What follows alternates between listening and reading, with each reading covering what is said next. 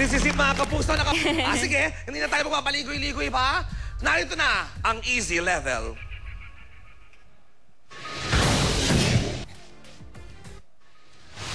Sa isla. Ayan. Marami nakakapansin, ha? Na ikaw ay panayan lambing kay Suzuki. Actually, gusto ko yan si Suzuki. Napaka-cute. Yan si Marvin tsaka si Suzuki. Actually, atin-atin na lang to. Aminin ko na binigay ko yung number ko kay Suzuki. Hindi pa lang siya tumatawag hanggang ngayon. Suzuki, text mo naman ako para kiligin naman ako ng konti. Ayan. Ang tanong, Tara, may pagtingin ka ba kay Suzuki? Don't lie to me. Yes or no? No. No? Sabi ni Tara, Inspector, no. Eh bakit kitang-kita natin gabi-gabi? Sa Survivor Philippines pa lang, parang bago siya na-out, parang umiimpit ang mga ganun-ganun pag si Suzuki na yung kaharap. Tingnan nga natin, Inspector Sungkuan, kung sumang-ayon ba ang no ni Tara sa aking katanungan. Oh! Why? Pwesto! Gusto ka na wag ka na mag-deny. Pag tinanong doon sa lalay, Kung nagkakabistuhan na, ba't ume-etching pa? Yes or no lang ang sagot, pero huli-huli ka. Shake it, shake it, shake it sweet. From your head down to your feet. Gusto ka na wag ka na mag-deny. Pag tinanong doon sa lalay, wag nang magmaan-maangan pa. Ume-etching ka. Dahil nakalay detector ka, huling-huli ka.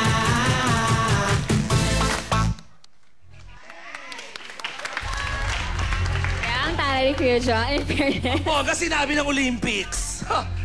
Oh, umapila ka sa barangay, itsusera ka, day. Akala ko pa naman, napaka-honest mo. Huli ka ng lie detector. Wala naman masama, baka crush mo lang na. Sa isla ba, nung time ba na yon, si Suzuki ba talaga yung crush mo sa mga boys? I mean, yes, gwapo si Suzuki and all everything. Pero, I mean, doesn't mean na... Crush lang, walang masama. I mean, yeah, no talaga. Sa barangay, sa mga boys, nakasama mo, kayo napa second, third, fourth, fifth look, yung gano'n. Not really, kasi actually Suzuki, nakita ko na siya nang nag-audition pa lang dito sa, sa Manila. Ako napansin ko si Suzuki habang tumatagal, parang sumasara, parang Japanese food. Ala, take it na siya. Japanese food, parang simula parang di mo gusto, pero habang tinitikman mo, parang sumasarap. O sige, naku, bumawi ka ha, nakakaloka ka, Tara. Eto na. Sa difficult level, kung sakasakaling lie, ang zero gravity stand. Tara, ang tanong. Tara, nag-fiesta. Kitang-kita sa muka ng mga kasamahan mo dun sa Palau, sa Survivor Philippines Palau. Ang ligaya at tuwa nila nang ikaw ay ma-vote out. At naloka ako sa'yo, ha. Sa lahat lang nang na-vote out, ikaw lang talaga parang hindi ka nalungkot. Talagang dead ma ka. Tinanggap mo ng bonggang-bongga. At napansin ko sila talaga nag-celebrate. Napanood nyo ba nung Friday? Nag-celebrate yung mga naiwan nung na-out si Tara. Pero nung second elimination, nung na-out naman si Echo, nalungkot sila. Sa sobrang kausapan, Tara, ang tanong, napatawad mo na ba ang mga kapwa mo castaways na pinagtulungan kang i-vote out? No. Ha? Wala pang don't lie to me, yes or no? Nag-no na kaagad, suplada sa personal.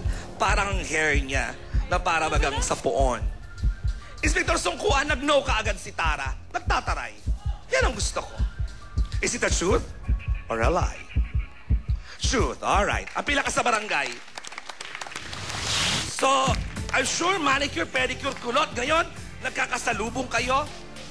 Ano, dinidedma mo sila o civil ka lang sa kanila? Ano lang po, I mean, aware po kasi ako na plastic sila. So, at least... So, when you say sila, lahat to, walang tira, ha? Lahat to, yung mga yung time na, yung naiwan pa nung na-vote off ka, lahat sila napaplastikan ka, is that it? No, no po, not everyone. Pero... Sino in particular? Name names.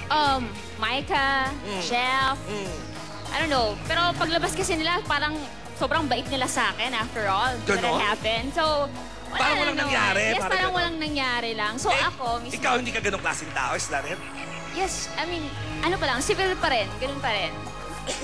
hi, hello. Pero hinihintay ko na sila lumapit sa akin to say hi or mag-kiss, be best or something. So yun, I mean, okay. So hanggang di sila lumalapit, dead ma, parang gano'n. Dead man lang din ako. Actually, napanood ko kayo ni Ayaw kong maging feeling close. Nakita ko nga kayo ni Echo kahapon sa Star Talk, para talagang may friction no?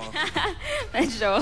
Actually, ako, curious na ako, hindi to answerable lang yes or no. Yan ba talagang katarayan mo? Natural ba yan? O defense mechanism dahil gusto mo silang sindakin? Pwedeng defense mechanism. Kasi hindi So ko in talaga real ako life, totally. hindi ka ganyang kataray? No, not. Kasi sa feeling lang na parang... pero talaga ako, admitted ako na talagang hirap na lang pakisamahan at that time. And I know that I was sure out. Pero still, ginawa ko pa rin yung best ko. At least to talk to my core alliances. Pero it didn't work. So, as what had happened, I mean, Echo was Hindi voted nag-work. out. Pareho kayo. Yes. Anyway, at least nakapag-gold ka na headband ngayon. O eto na, Tara, ang now or never level. Sa now or never level, ang Dance of Darkness, another good luck sa akin. Tara, hindi na ako magpapaligoy-lugoy pa. Kahapon ko pa ito narinig. At tatanungin ko sa'yo, ngayon mismo, mainit-init pa ang tanong. Tara, pinag-uusapan, pinagchichismisan ka pa rin ng mga kasamahan mo sa Survivor Philippines Palau. Sa isla, pinagchichismisan ka na, pinagtulungan ka. Ngayon, nagchichismisan pa rin sila. Tara, buntis ka nga ba ngayon? Don't lie to me. Yes or no? Yes, I am. Naloka ang mga tao sa studio, kung nilalakpakan. Sa bagay, kasi yan ang medyo mahirap i-deny yan, di ba? Dahil in 9 months' time, lalaki ang tiyan mo. Surprise, di ba? Well, thank you for your honesty, Inspector Sungkuan. Inamin naman ni Tara. Alright, shoot naman. At saka napansin ko nga, medyo... Kasi nakita a few weeks ago, hindi ko naman napansin. Ngayon, parang slightly maternity dress ka na. I-clarify lang natin, ha? Tara, sino ang man ang dinadala mo? May boyfriend ka ba? May asawa? Ang boyfriend ko po, non-showbiz. Non-showbiz. Yes. Alright. At least klaro yan, di ba? Klaro po.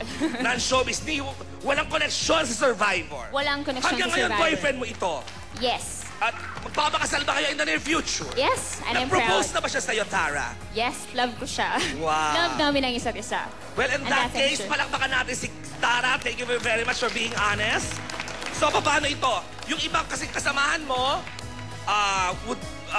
tutuloy ata ang showbiz. Ikaw, motherhood naman ang punta mo. No, not. I mean, kung kaya kong, bumawi very soon, pues talagang, go for the go lang sa showbiz. Oh, Yes, pwede ka that's it. mga TV show tungkol sa mga nanay, mga ganyan. Pero salamat ha, at nagpaka-honest ka sa amin ngayong hapon. Alright? So, imbitahan mo na sila. Siyempre, kailangan, kasi jury ka na, kailangan imbitahin mo pa rin sila sa Survivor. Siyempre ba sa GMA? Yes, sa lahat po ng nanonood ng Survivor Philippines, salamat po sa lahat ng mga niinis sa akin at sa lahat ng fans ko, mga mataray dyan or kontrabida looking lang naman. Thank you po. Hindi pa po katapusan ng Survivor Philippines Season 2 Palau. So, manood po kayo. Nandun pa rin po ako. Every Friday, Tribal Council, Correct. makikita niyo po ako. Kasi isa ako sa magiging jury doon. And I'll make it sure na hindi ako magiging bitter. Hindi ko gagamitin yung galit ko sa mga castaways. Instead, pipili ako kung sino talagang deserving na manalo at bigyan ng award ng 3 million at maging Pinoy Soul Survivor. Wow, suplada. May gusto ka bang sabihin doon sa mga may ayaw sa'yo? Kasi parang mas madami. Sa lahat ng mga may ayaw sa akin, just be it. Sa lahat naman ng tao, alam ko naman, naniniwala ako na sa lahat ng mga taong kilala talaga ako in personal. They won't judge me because they know me personally. They won't judge you know me. because you are not a book. Ah, yes. For your life detector